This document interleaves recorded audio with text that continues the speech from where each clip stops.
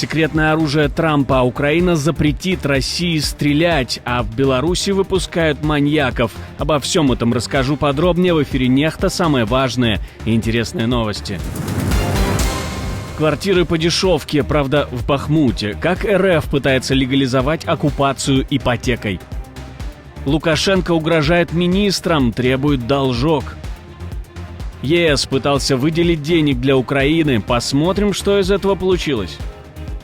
Спасибо, что смотрите, спасибо за доверие. Не забывайте ставить лайки, не забывайте оставлять комментарии и не забывайте подписываться на каналы. Все это очень несложно. Поехали. Украина составила список объектов, по которым России будет запрещено стрелять. Документ представят в Саудовской Аравии, говорит президент. Киев делает важный шаг в сторону возможного перемирия. Впервые официально подготовит перечень объектов инфраструктуры, по которым нельзя наносить удары. Речь, скорее всего, идет о больницах, электросетях, водоснабжении и транспорте. В целом, президент Украины говорит, что в Саудовской Аравии будет рассмотрен документ о прекращении огня. Следить за соблюдением режима тишины предлагается в Британии, Франции и США. Но вот главный вопрос, кто реально сможет контролировать выполнение договоренностей. К тому же президент Украины отказался от помощи ООН в качестве миротворцев. При всій повазі ООН нас не захистить від окупації або бажання Путіна прийти знову. Ми не бачимо ООН як альтернативу контингенту або гарантіям безпеки. Ми підтримуємо розумні, логічні стосунки з Організацією Об'єднаних Націй, я маю на увазі з представниками і Генсеком тощо, але це не може бути, ООН не може бути альтернативою гарантіям безпеки. Якщо бо ООН не буде жодного мандату захищати Україну, якщо Путін знов прийде з війною до нас. Попытка Европейского Союза выделить Украине крупную военную помощь провалилась с треском, пишет Политико. Ни один из трех предложенных главным дипломатом ЕС планов не поддержали. Следом Кая Каллас предложила создать фонд на 40 миллиардов евро. Эти деньги должны были пойти на военную помощь. Но тут уже против выступили Франция и Италия. Аргумент: у каждой страны свой подход, никто не хочет работать по общему принуждению. Проблема была не только в том, что некоторые страны просто не хотели давать Украине больше, ссылаясь на бюджетные проблемы, или что другие предпочитали оказывать помощь на двусторонней основе, а в том, что перед тем, как представить свой план или попросить государства-члены выложить больше денег, Каллас не проконсультировалась с ними должным образом. Последняя попытка, так называемый скромный план на 2 миллиона снарядов. Но даже его заблокировали. На этот раз послы Франции, Италии и Словакии. Причина та же: помощь Украине не может быть обязательной, только добровольной. Мы включили в этот пункт слово «добровольный», что означает, что весь механизм является добровольным. Те, кто хочет внести свой вклад, могут это сделать, а те, кто не хочет, не обязаны. Наши представители заявили, что мы не будем участвовать в этом сборе, поскольку его сумма может составить 250 миллионов евро, и я не могу представить, чтобы Словакия сегодня пожертвовала Украине ракеты, боеприпасы, несколько пушек и 250 миллионов евро. Но мы догадываемся, чья это была инициатива со словом «добровольно». Наша команда существует благодаря вам. Поддержите ее, чтобы мы могли продолжать нашу работу.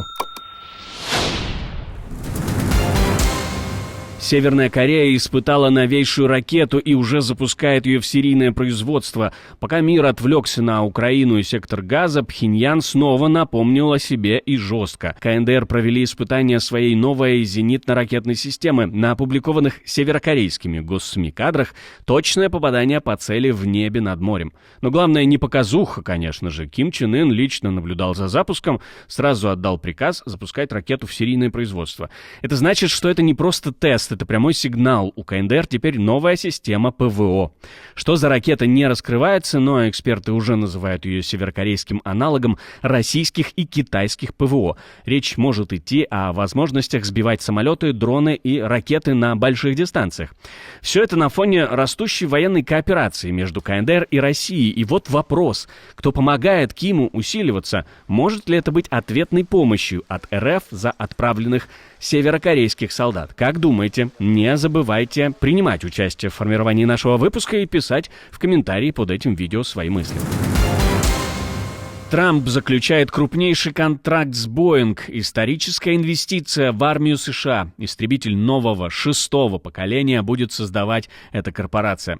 Сумма сделки впечатляет. Речь идет о миллиардах долларов, которые пойдут на модернизацию военно-воздушных сил страны. Подробности контракта пока не разглашаются, но уже понятно, что это решение может изменить баланс сил и обеспечить США технологическое превосходство в воздухе, если таки дело будет доведено до конца. Я рад объявить, что по моему указанию ВВС США работают над первым в мире истребителем 6-го поколения, номер 6. Ничто в мире даже близко не сравнится с ним, и он будет известен как F-47. Генералы выбрали название, и это прекрасное число F-47. Это нечто, подобное которому никто раньше не видел с точки зрения всех характеристик истребителя. Эксперты называют эту сделку исторической и ожидают, что она позволит создать тысячи рабочих мест. Также усилит экономику страны. Ну а сейчас коротко о том, как Лукашенко дрессирует своих министров и о знании экономики от главного экономиста Беларуси. Рубль вложил, завтра 2 верни. Если должен, отдай.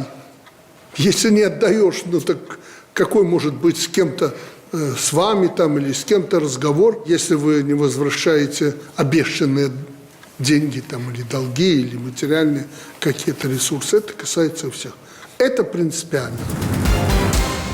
В Беларуси выпустили насильника, а еще и убийцу, осужденного на пожизненное за эти преступления. Юрий Бескровный из Пружан в начале 2000-х получил пожизненный срок за изнасилование 2 17-летних девушек.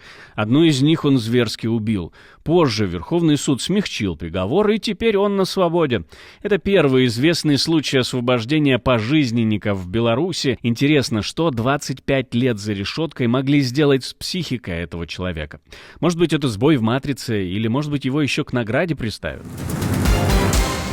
Такого маразма точно давно не было. С 1 апреля россиянам официально предлагают взять льготную ипотеку на покупку вторичного жилья, но в украинских городах, в том числе в тех, которые находятся под контролем Украины, ну или просто разнесены в щепки после месяцев боев, бомбардировок и так называемого освобождения. Этим предложением отличился Госинститут Дом РФ под видом поддержки семей. В список льготной ипотеки по ставке в 6% попали десятки городов, где строительства нет вообще, просто потому что там нечего строить.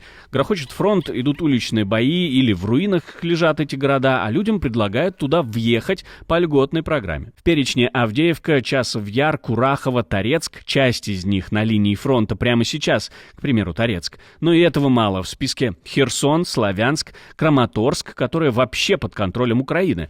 Россия считает их своими территориями, не контролируя их при этом ни физически, ни юридически. Ну а теперь еще и предлагает покупать квартиры в этих городах.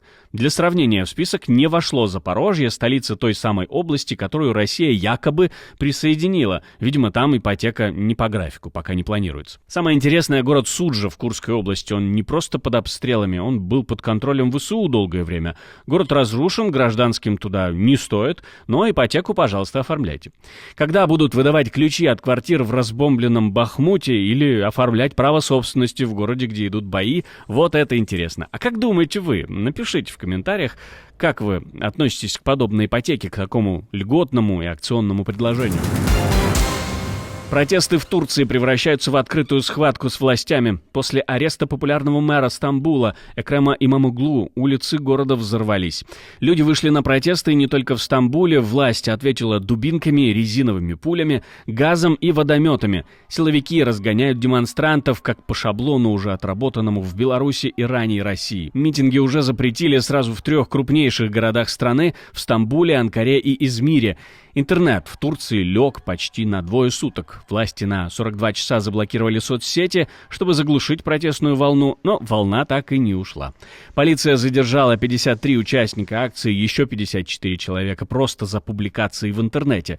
Под прицелом еще 326 аккаунтов. Часть из них, как утверждает МВД, ведутся из-за границы. Знакомая риторика, правда? Назначение доверенного лица было бы большой несправедливостью. На самом деле я спрашиваю, что в этом случае будет делать Европа, что будет делать ЕС. Здесь Европа не должна отказываться от созданных ею ценностей. ЕС не должен жертвовать турецкой демократией, выборами и садиться за стол переговоров по вопросам безопасности так же, как торговался с Эрдоганом по поводу беженцев. Поэтому я выступаю и за то, чтобы Европа не подталкивала Турцию к Путину, к Трампу. Экрем Имамоглу — это не просто мэр, это главный конкурент Эрдогана на президентских выборах в 2028 году. Именно его многие считают будущим, способным бросить реальный вызов системе. И именно поэтому его сейчас пытаются уничтожить как политика. То есть его обвинили в связях с террористами, коррупцией и якобы участии в антигосударственной деятельности. Но и этого оказалось мало. Накануне власти аннулировали его диплом. Без него он не имеет права участвовать в выборах. А его строительную компанию просто передали государству. Без суда, без права, ну и без объяснений. Оппозиция выходит на улицы. Наша политика теперь не в залах, а на площадях, заявляют в оппозиции. Министр юстиции уже пригрозил: свобода собрания — это право, но закон нарушать нельзя. Ну а Эрдоган впервые заговорил об этом публично. Говорит, это проблемы партии, а не страны. Будем следить за тем, что происходит в Турции. Давайте вместе с нами. Подписывайтесь, не забывайте. Кремль требует от жителей оккупированных регионов до 10 сентября легализоваться по российским правилам. Ну, то есть взять паспорт страны-оккупанта. Иначе депортируют. Выбора, по сути, нет. Дорога на украинскую территорию только через фронт, а оставаться без бумажки опасно. Можно потерять работу, медицину, жилье. Все чаще в сети появляется информация о репрессиях, угрозах, избиениях и задержаниях. По данным российского МВД, 3,5 миллиона украинцев уже получили российские паспорта под давлением и без альтернативы. Ну а тем временем, пользуясь этим, Путин, по данным «Коммерсанта», хочет добиться от Трампа признания всех оккупированных территорий частью России. Паспортизация превращается в инструмент зачистки. Или подчиняйся, или убирайся. Спасибо, что смотрите, спасибо за доверие. Не забывайте про лайки и комментарии, не забывайте подписываться на канал и про кнопочку «Супер спасибо» тоже не забывайте. На этом у меня все, до встречи и хороших вам новостей.